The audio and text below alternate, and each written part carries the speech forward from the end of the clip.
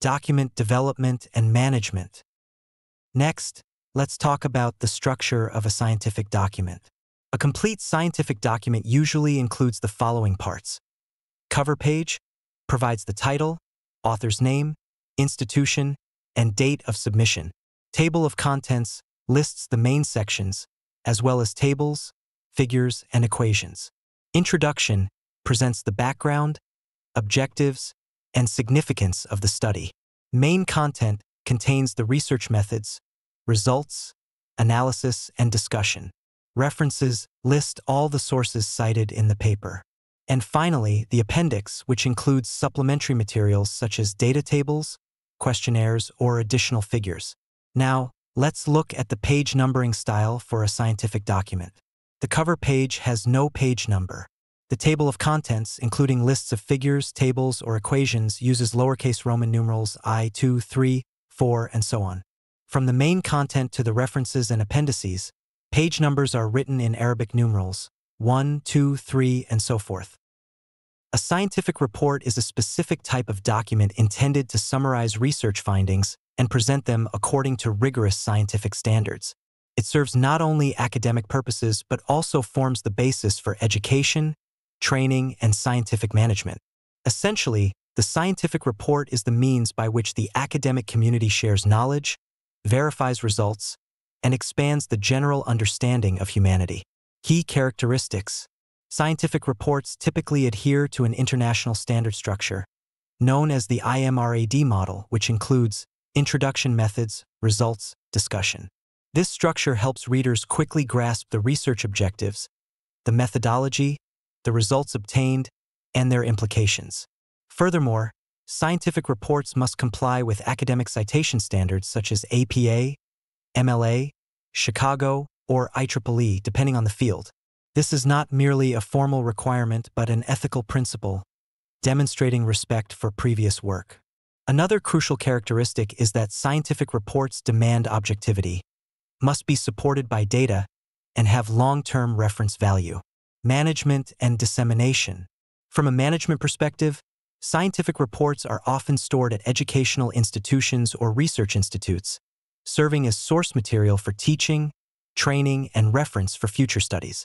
Many reports are published in scientific journals or conference proceedings, contributing to the dissemination of knowledge within the domestic and international academic community. Critically, to ensure quality, almost all reports undergo a peer review process, a rigorous evaluation mechanism performed by independent experts to assess the validity, reliability, and value of the research before publication. An administrative document is a form used to express the managerial will of a state agency, organization, or enterprise in the process of governance and handling work. It is the official, legal means of communication that helps ensure management decisions are issued and executed uniformly. In terms of classification, there are two main groups. The first is legal normative documents, which include decrees, circulars, and decisions, documents containing general rules, having wide applicability and compulsory effect. The second is ordinary administrative documents, used in daily operational work such as official letters, dispatches, reports, submissions, proposals, minutes, or invitations. Essential requirements for drafting. To draft an administrative document, 3 basic requirements must be met.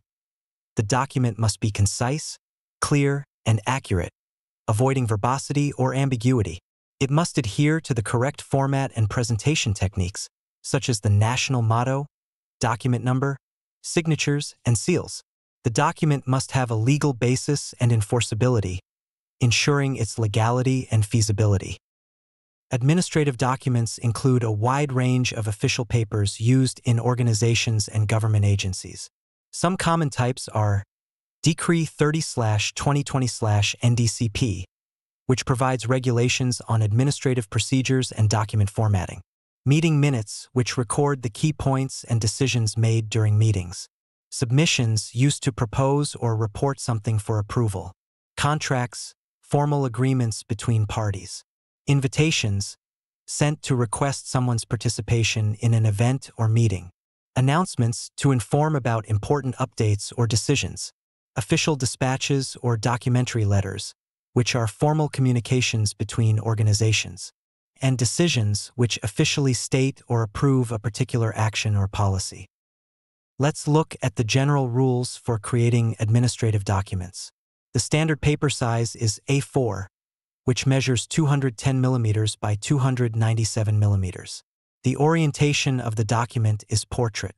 As for the margins, the top and bottom should be between 20 and 25 mm, the left margin between 30 and 35 mm, and the right margin between 15 and 20 mm.